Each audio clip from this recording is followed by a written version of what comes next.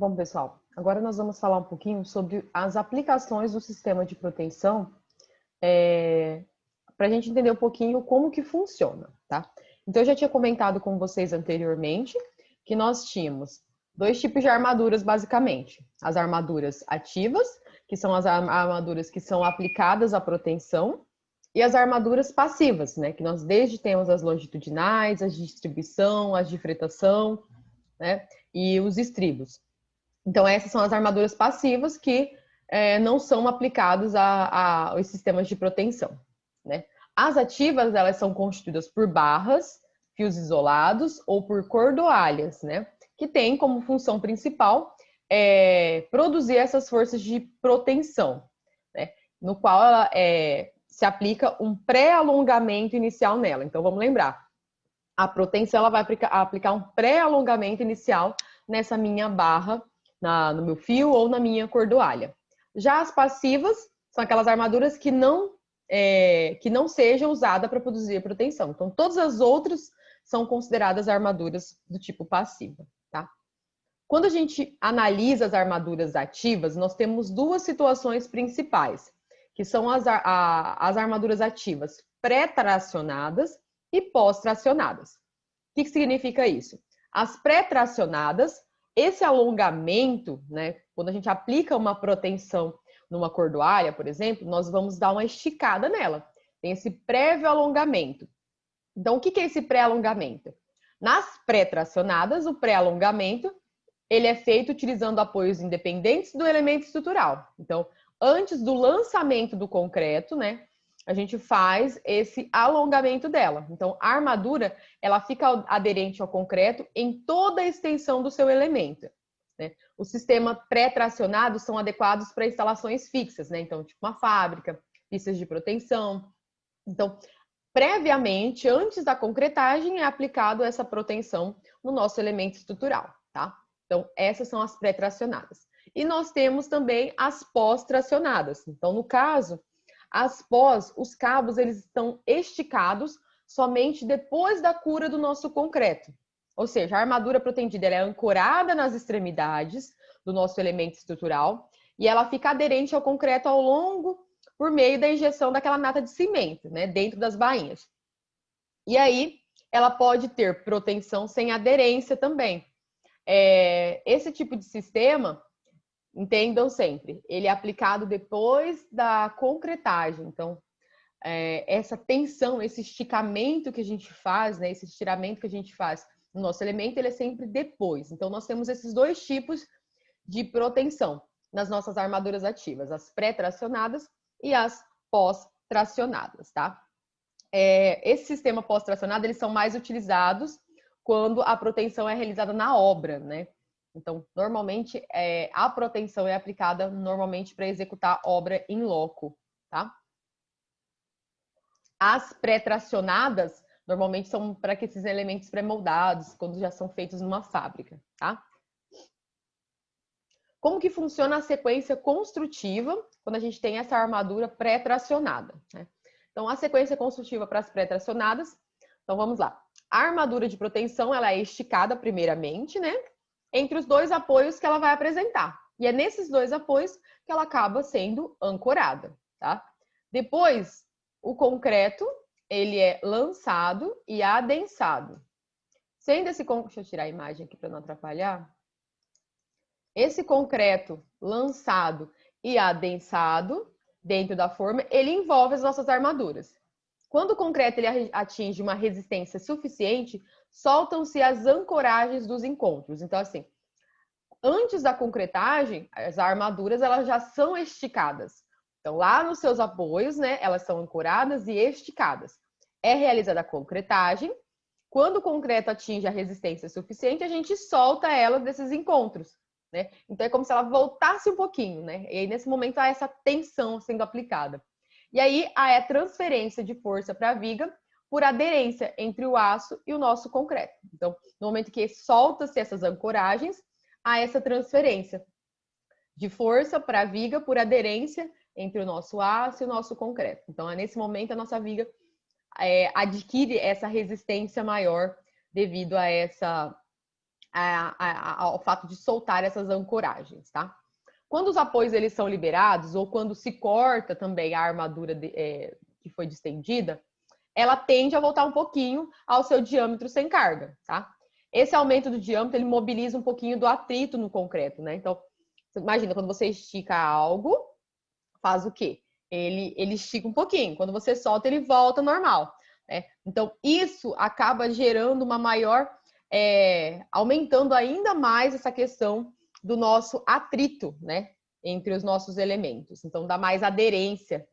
Então, quando isso é liberado, então a gente acaba aumentando um pouco mais essa questão do atrito. E isso auxilia principalmente no fato da nossa ancoragem, tá? Essa tendência que o elemento tem de retornar ao seu comprimento inicial, ela é impedida pela aderência. Então, ela vai voltar bem pouquinho. Então, ela volta ali, mas ela fica, devido à aderência entre o nosso aço e o nosso concreto, ele acaba não fazendo com que volte ao comprimento inicial. Ele volta só um pouquinho, tá? E aí resulta nessa compressão do nosso concreto, né? Essa aplicação de tensão. Então, aqui nós temos uma imagem, um exemplo de uma pista de proteção, onde as cordoalhas elas são previamente estiradas com o auxílio de macacos hidráulicos, né? Que se apoiam nos blocos das suas cabeceiras. Então, percebam que aqui nós temos as cordoalhas, né? Aqui seria a cabeceira. Então, as cordoalhas ancoradas individualmente, os elementos pré-fabricados, né? A grade de proteção e a pista de concretagem. Então, só então as peças elas são concretadas. Então, depois de toda a montagem, do estiramento, né, dessa aplicação de tensão nas nossas barras, é feita a concretagem. E após o suficiente ganho de resistência, que aí a gente tira essas formas, tá? E os fios são liberados também. Aqui mais uma imagem, né, de uma pista de proteção, onde foi aplicado com os macacos hidráulicos a proteção. A gente consegue verificar os cabos, as suas bainhas. E aqui eu fiz um fluxograma, né, de como que seria essa pista de proteção, né? Então, primeiramente, o que é feito? Aí, num ciclo de 24 horas, a limpeza da forma, posiciona-se os fios ou as cordoalhas isoladas, aplica-se a pré-tensão dos fios e das cordoalhas, né, e encunhamento delas, coloca-se as demais armaduras, né? Então, aplica-se a proteção, aplica-se as demais armaduras, faz-se o posicionamento das formas, né? Ou do local onde vai ser o campo vibratório ali. Lança-se o concreto, faz-se o adensamento no processo normal, faz-se o processo de cura, né? No caso aqui é por ser uma pista de proteção, faz-se uma cura em processo de vapor. No caso, esse processo de cura aqui é para auxiliar também, principalmente em relação à questão da retração, tá? Então, aqui é um tipo de cura especial. Retira-se as formas, faz-se o alívio da pretação e corta-se os fios e as cordoalhas para fazer o acabamento e fazer posteriormente o seu transporte, tá? Então, como esse tipo de sistema ele pode ser realizado numa indústria, né? Então, já existe um processo de cura especial, né? Para evitar possíveis patologias futuras, né? Então, por isso que a gente fala que até no concreto armado convencional, trabalhar com elementos pré-moldados, o controle de qualidade é muito grande, né? Porque o processo de execução, né, de montagem, acaba sendo bem criterioso, né? Então, essas questões, principalmente de cura, na obra a gente acaba tendo um pouquinho de interferência, né? Por conta do clima, a fluência do nosso concreto, enfim. Bom, as armaduras elas são esticadas após o endurecimento do concreto e elas ficam ancoradas na face do mesmo. E aí nós temos uma classificação quanto a essa disposição relativa dos nossos cabos e a peça de concreto. Então nós temos os cabos internos, que eles são colocados no interior da peça de concreto e eles são envolvidos por uma bainha que impede o contato direto com o nosso concreto, tá? Então esse cabo interno ele tem uma bainha que vai proteger ele, vai impedir que haja esse contato direto com o nosso concreto. Após a proteção, enche essa bainha com material inerte para proteger os cabos contra a corrosão e também auxiliar no processo de aderência. Já os cabos externos é o tipo de cabo que ele fica no exterior da peça, ele recebe uma proteção química e mecânica, tá?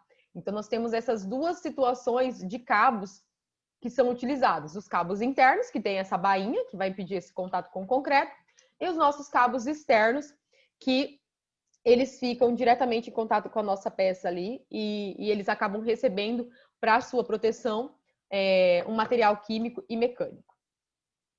Aqui nós temos, ó, um exemplo. Aqui nós temos um exemplo, né, desse tipo de sistema pós-tracionado. Então, aqui a montagem, dá para ver as cordoalhas, né, já fixadas. Então, quanto às ligações desse tipo de sistema pós-tracionados, né? Então, percebemos já que existe dois tipos de cabo, o cabo interno e o cabo externo, né? Então, aqui a gente pode perceber que esses aqui são os cabos externos que estão sendo mostrados aqui. Quanto à ligação desses cabos, né, em relação à nossa armadura ativa, como que eles podem ser ligados? Então, a gente tem o cabo que é chamado cabo aderente ou cabo não aderente. O cabo aderente é quando a gente usa uma bainha metálica ondulada, que tem como principal função melhorar essa aderência, né, com essa injeção de nata que é aplicada posteriormente. No entanto, quando a gente trabalha com esse tipo de situação, a aderência, nesse caso, ela é inferior e é obtida pelas armaduras pré-tracionadas, tá?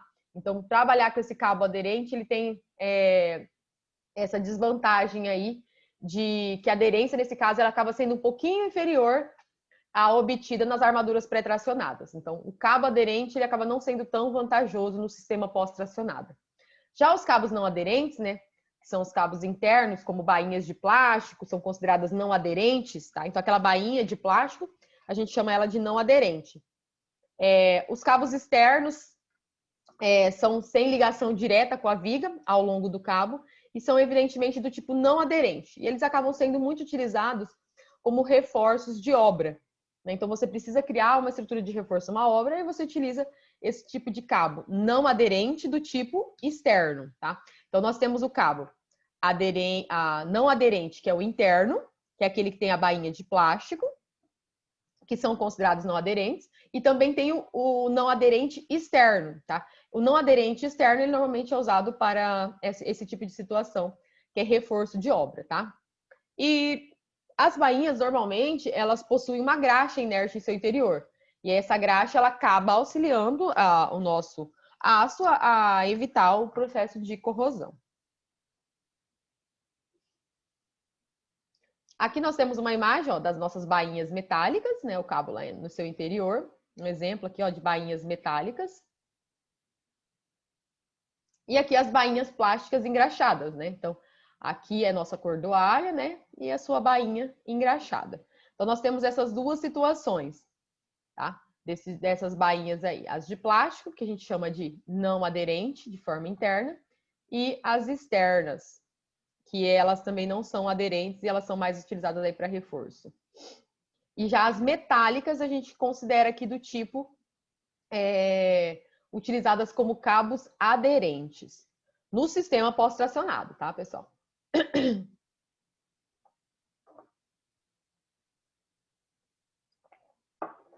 Quanto aos nossos cabos, eles têm uma classificação também, né? Então, eles podem ser isolados ou concentrados, né? Dependendo do seu tipo de sistema. Então, a gente pode ter um único elemento ou são vários ao mesmo tempo. Então, eles podem ser isolados ou concentrados vários no seu interior. Tá? Que vocês podem perceber que são vários, né, concentrados no seu interior. A sua trajetória, quando a gente monta o sistema pós-tracionado, nós podemos montar de duas formas, né? A gente monta essa armadura ativa de forma retilínea, né? Ou também nós podemos montar ela em forma de curva, né? Então, tudo isso aí vai depender um pouquinho da questão do dimensionamento, da necessidade, dos esforços que ela vai ter que estar combatendo. Então, mas nós temos essas duas condições aqui de sistema de armadura pós-tracionada quanto ao posicionamento dessa armadura, tá?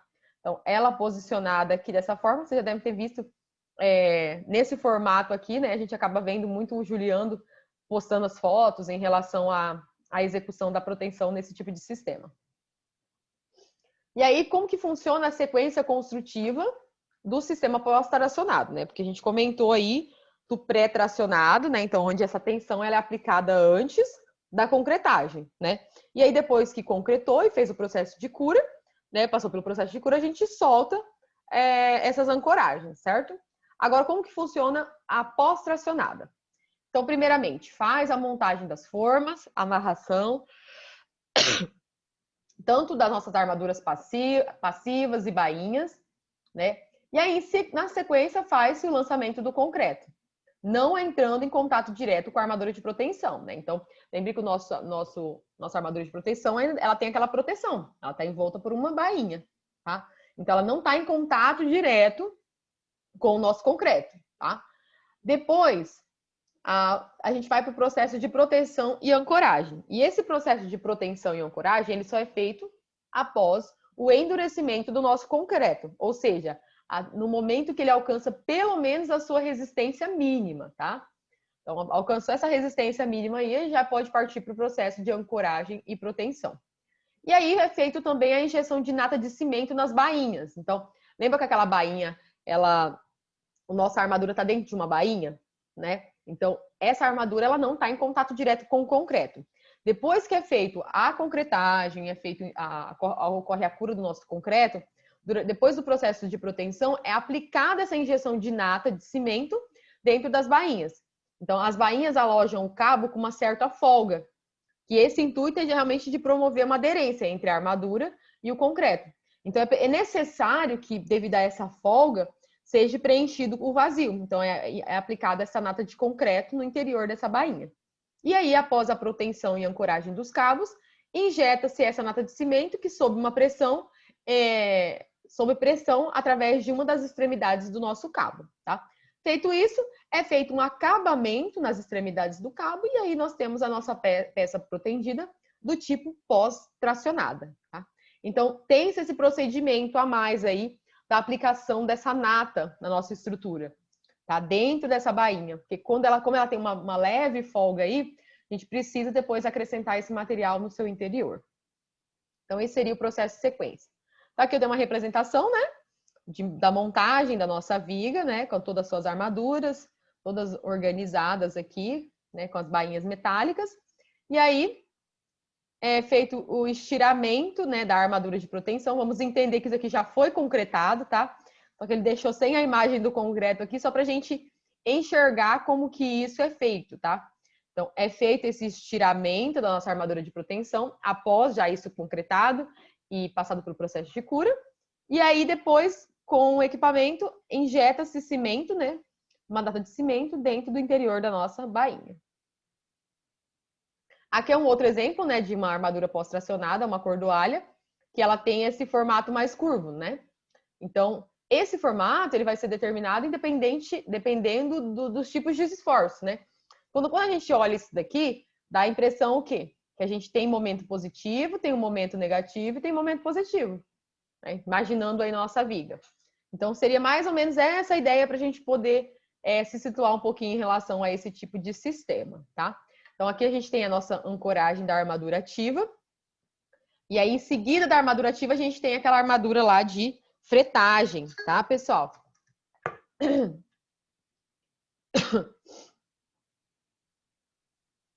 Qual que é essa sequência construtiva quando nós trabalhamos com a pós-tracionada que não tem aderência, tá? Então, esse que eu expliquei para vocês é a pós-tracionada com aderência, onde é aplicado essa nata de cimento, tá? E agora, como que funciona o processo quando a gente não tem essa nata de cimento? Então, nesse caso, não se faz essa injeção de nata de cimento, tá? Então, é o pós-tracionado sem a aderência. Então, o que acontece nisso aqui? As cordoalhas, elas são envolvidas por uma graxa e encapadas com uma capa plástica protetora. Então, o uso de cordoalhas engraxadas acaba implicando aí nesse tipo de sistema na execução de peças protendidas, porém o funcionamento dessas peças com aderência é melhor. E há um pequeno aumento da nossa resistência no estado limite último, tá? Quando se usa peças com aderência. Para o mesmo carregamento, nessas vigas de proteção sem aderência, rompem-se as cargas menor do que a proteção aderente. E também apresentam flechas mais pronunciadas, tá? Então, mesmo que a gente trabalhe com o mesmo tipo de carregamento, quando a gente trabalha de vigas sem aderência, elas rompem para uma carga menor que a com aderência. Então, a com aderência acaba sendo mais interessante para a gente poder estar trabalhando, tá?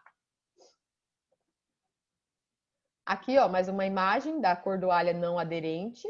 Então, aqui a cordoalha é engraxada, né? Então, aqui que nós tínhamos, a cordoalha ela está envolta por uma bainha. Aqui nós temos a cordoalha engraxada, que é o nosso sistema não aderente.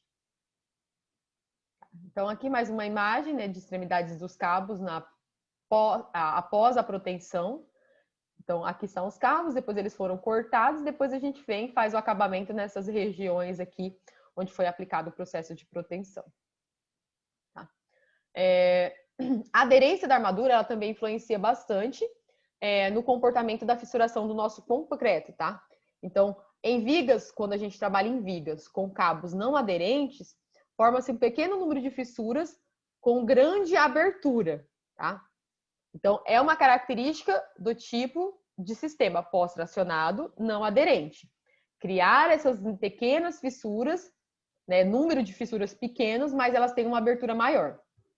Já os cabos aderentes, né, eles têm uma semelhança, semelhantemente às armaduras do concreto armado, eles limitam a abertura de fissura. Então, eles acabam tendo várias fissurinhas, mas elas são pequenas. Mas essas fissuras, elas são fissuras previsíveis, tá, pessoal? Então, esse tipo de sistema aqui, sem aderência, ele dá poucas fissuras, mas elas são com aberturas maiores se comparadas a esse sistema. Tá? Então, dá até para perceber aqui que até que parece que ele está mais curvado do que este daqui. Tá? Então, aqui surge mais, só que elas têm valores menores. E acaba sendo uma situação previsível dentro desse tipo de dimensionamento. Para a gente finalizar essa aula aqui, eu vou só comentar um pouquinho sobre os materiais que a gente utiliza no sistema de proteção, tá? Deixa eu só voltar aqui.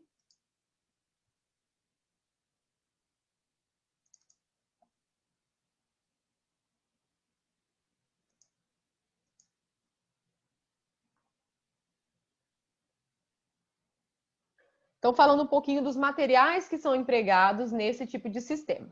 Então, primeiramente, se a gente fala em concreto protendido, então eu tenho que explicar como que é a questão do concreto que a gente usa para executar uma peça protendida e como que é as características desse aço que é empregado, né? Então, que propriedades o nosso concreto fresco tem que apresentar? Então, ele tem que ter uma consistência. Então, de maneira geral, quando a gente trabalha com peças protendidas, por elas terem uma grande taxa de armadura, então a gente tem que trabalhar com um slump bastante alto, ou seja, essa nossa estrutura, ela tem que ter um bom abatimento, né? Um espalhamento característico, para poder facilitar o espalhamento dela dentro dessa estrutura, já que a gente está trabalhando com uma taxa de armadura bastante alta, tá? Então, uma característica bastante importante no tipo de concreto. Tá? Devido a essa taxa de armadura que nós temos no nosso elemento estrutural, tá? Então, ele tem que ser um concreto com bastante trabalhabilidade. Tá? A questão da cura. Já a cura ela é relacionada a um monte de situações, né? E um conjunto de situações que a gente tem que evitar ou pelo menos retardar essa perda do concreto, né? Um dos grandes problemas do concreto durante o seu processo de cura, ele perder muita água. E aí, durante essa perda de muita água, ele começa a passar por um processo de retração, sofrer fissurações, tá? Então, a cura, ela seria um tempo depois da pega, ou seja, em que a hidratação do concreto se desenvolve com maior velocidade. E a água existente nessa mistura, ela tem a tendência de sair, como se estivesse evaporando em quantidades, né? Saindo pelos poros do nosso concreto. Então, isso acaba gerando aí retração, fissuração, acaba até alterando as questões de propriedades do nosso elemento. Então, durante o processo de pega do concreto, essa temperatura ela eleva muito eleva-se devido às reações químicas que estão acontecendo, né? Então, assim, o dia já está quente, e aí já está acontecendo uma reação química ali, então a gente já existe isso por conta da elevada temperatura que acontece devido à reação química, tá? E então é muito importante durante esse processo de cura a gente tentar evitar ao máximo o processo de evaporação, tá? Para essas peças do concreto armado convencional, a gente acaba fazendo o quê? Molhando, né? O procedimento de molhar a laje, né? Durante uma concretagem, depois a gente vai e faz o quê? Acaba molhando a laje, molha as faces do nosso elemento estrutural, exatamente para auxiliar nessa redução de perda, né, de água por evaporação, tá? E aí, principalmente em sistemas Isso é o que a gente faz na prática numa obra convencional, né? E aí, é o que a gente consegue fazer, na verdade, né? Então tem que sempre buscar evitar dias muito quentes, né? Ou fazer concretagens em horários, né, muito quentes, exatamente por conta desse processo aí de cura do nosso concreto, né? Por que eu comentei na aula anterior para vocês que as pré-fabricadas elas têm um controle de qualidade maior, né? Porque até o processo de curas delas é diferenciado, né? Então tem um processo de cura a vapor, né? Então esse ambiente ele acaba se mantendo mais saturado e aí você consegue controlar a temperatura do ambiente, né? Então você acaba ganhando mais resistência porque o nosso concreto ele não perde água para o ambiente. Então por isso que eu comento sempre que as peças pré-fabricadas o seu controle de qualidade é maior, porque principalmente o seu processo de cura ele é mais controlado. E muitas vezes a gente não consegue fazer tanto isso na prática numa obra convencional, né? Executada em loco. Em relação às propriedades do nosso concreto, né? Quando a gente trabalha com concreto protendido, as propriedades de maior interesse do concreto endurecido, quais são as propriedades? Resistência, compressão e tração, né? Então, a resistência à compressão ela é influenciada por quem? Por conta da idade do nosso concreto e também pela dosagem de elementos. Então, o concreto protendido recomenda-se utilizar FCK acima de 25 MPa, tá? E aí existe duas normas que são interessantes ficarem atentos, que é a norma 7222, que ela é relacionada à moldagem dos corpos de prova, e a 5739, que é metodologia de ensaio dos corpos de prova, tá? Que tipo de ensaios são interessantes, né, para a gente conhecer aí a resistência do nosso concreto? Os ensaios de flexo-tração, compressão diametral, tração pura, mas na prática aí a gente acaba fazendo mais compressão diametral, que é o mais comum, né? Os outros aí já são mais característicos, né? Precisa de equipamentos mais que nem todos têm acesso a esse tipo de equipamentos. Bom, aí nós vamos para a parte das armaduras protendidas. Quem que são essas armaduras protendidas? A gente já viu que o concreto tem todo um cuidado aí durante o seu processo de cura, da mesma forma que um concreto convencional, que ele tem que ter um slump maior, né? Que ele precisa ter uma maior trabalhabilidade por conta da alta taxa de armadura. E aí, em relação às armaduras não protendidas, né? Então, as armaduras não protendidas são aquelas as passivas, né? Então, quem que são essas armaduras passivas? Então, a gente emprega aquelas armaduras que a gente usa o termo CA, né? Que são armaduras que são usadas em concreto armado. E elas têm como limite de escoamento o FYK, que ele é dado em quilograma-força por milímetro quadrado. Então, quem são esses elementos?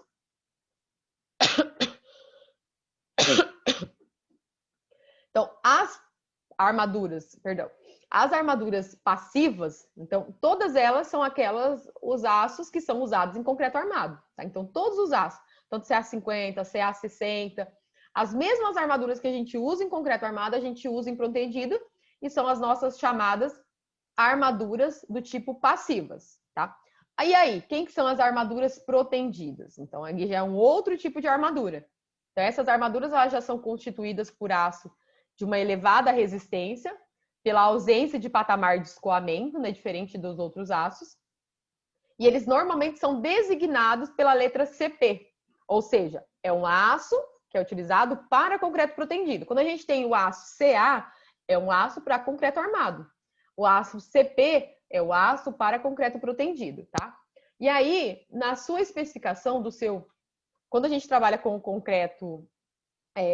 com a armadura convencional, a gente tem o seu limite de escoamento, que é o FYK, né? Aqui, nas armaduras protendidas, a gente tem uma ausência desse patamar de escoamento. Então, a gente não tem o FYK. Nós temos o quê?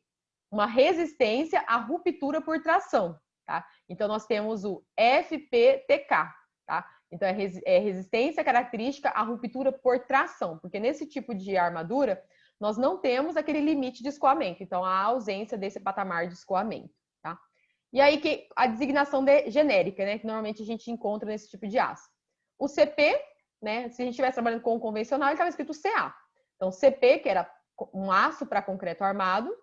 O 175, que ele vai se referir ao valor da resistência característica à ruptura-tração, né? E esse RN, que ele está se referindo à relaxação normal, tá? Então, quando eu vejo isso daqui, eu leio o quê? Aço para concreto protendido com resistência mínima à ruptura por tração de 175 kgfs por milímetro quadrado, com relaxação normal. Então, essa é a maneira que vai estar escrito os aços destinados aí ao nosso concreto protendido. E aí tem as duas normas, né? Tanto de aço, né, dos fios de aço para concreto protendido, quanto para as cordoalhas de aço para concreto protendido. E aí, vocês viram que apareceu esse RN, né? Que ele fala relaxação. Mas o que é, na verdade, essa relaxação? A relaxação é essa perda de tensão com o tempo, né? Então, com o tempo, ela tem essa perda de tensão em um aço que foi estirado. Então, esse aço ele foi estirado e, com o tempo, ele tem essa perda de tensão, né? E a gente fala que é uma relaxação natural, né? Então, quanto maior a tensão ou maior a temperatura, né? Então, quanto maior a tensão que foi aplicada ou maior a temperatura, maior vai ser essa relaxação natural que vai acontecer aí com o tempo, tá? E aí temos umas modalidades de tratamento, né? Então, aços aliviados ou de relaxação normal, que são aqueles aços retificados, né, por um tratamento térmico, que faz com que haja um alívio das tensões internas de trefilação, tá? E aí nós temos os aços do tipo RB, né? Aços estabilizados ou de relaxação baixa, né? Então, nós temos relaxação normal ou relaxação baixa. Esses de relaxação baixa, eles já recebem um tratamento não térmico, e sim termomecânico. E ele vai fazer com que haja uma melhora nas características elásticas do nosso material, além de reduzir as perdas de tensão por relaxação, tá? Então, esse aço, ele acaba passando por um tratamento para que a sua relaxação, ou seja, a sua perda de tensão com o tempo, ela seja menor se comparado a um aço de relaxação normal, tá? E aí esse tratamento ele consiste basicamente no quê? Em aquecer esse material a 400 graus Celsius e realizar um tracionamento até ele sofrer uma deformação unitária de 1%. Então, esse é o tipo de aço que ele vai sofrer uma baixa relaxação, porque ele teve um tratamento termomecânico, né? Térmico, por causa da temperatura, e mecânico por conta da tração que foi aplicada. Bem? Bom, em relação ainda às armaduras protendidas, né, a corrosão no aço, ela é um fator também bastante preocupante, né, quando a gente trabalha com proteção. Então, normalmente o diâmetro dos fios ele é pequeno e quando o aço ele está sujeito a altas tensões, ele fica mais suscetível à corrosão. Então, um certo grau de corrosão considerável inofensivo para um aço em concreto armado, muitas vezes ele pode ser crítico para uma peça de concreto protendido. Então, tem que tomar bastante cuidado com relação à corrosão. Então, quando a gente olha aquelas peças de concreto armado que estão começando a corroer, né? Vai falar assim, ah, mas é pouquinho, né? E tudo mais. Só que quando a gente vê essa leve corrosão para uma peça protendida, aí já é algo bastante preocupante, tá? Então, essa corrosão intercristalina sob tensão, ou até mesmo a corrosão catódica, que é devido à tensão, ela pode correr devido principalmente à existência simultânea de umidade, né? Tensões de tração e certos produtos químicos.